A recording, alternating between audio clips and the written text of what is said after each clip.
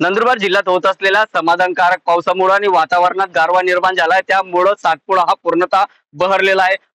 सातपुडा हा पूर्णतः हिरवागार झालेला आहे। त्यामुळं मोठ्या प्रमाणावरती पर्यटक जे आहे ते आता आनंद घेण्यासाठी सातपुड्याच्या वाटेत येत आहे।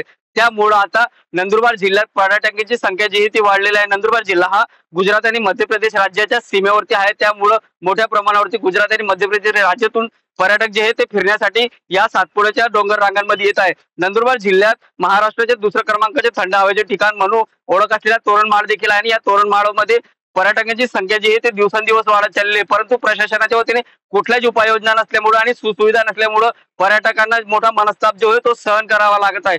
तर अनेक ठिकाणी घाटामध्ये दरड कोसळत आहे, त्यामुळं प्रवासी जे आहे ते भीतीच्या वातावरणातच प्रवास जो आहे तो करावा लागत आहे। एकीकडे आनंद जरी असला तरी दुसरीकडे प्रवाशांमध्ये दुःख देखील दिसून येत आहे। त्यामुळं शासनाने आणि प्रशासनाने या ठिकाणी विकास करावा आणि डेव्हलपमेंट करावा अशी काहीशी मागणी जी आहे त्या या पर्यटकांकडून होताना दिसून येत आहे।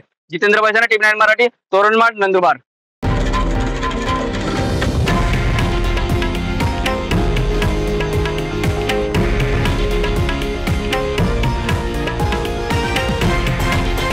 हे आहे देशातील नंबर 1 न्यूज नेटवर्क आणि आपण पाहत आहात टीव्ही 9 मराठी, एकमेव।